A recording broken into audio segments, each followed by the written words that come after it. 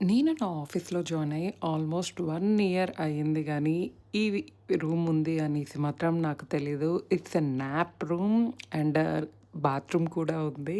So, almost 1 year అయిపోయింది గానీ, ఈ రూమ్ హిడెన్‌గా ఉండిపోయింది. అంటే రోజు ఆఫీస్‌కెళ్ళినా ఈ రూమ్ మిస్ అయింది అంటే ఇంక చూసుకోండి ఎంత బిజీగా ఉంటున్నాం మా వర్క్స్ తోటి.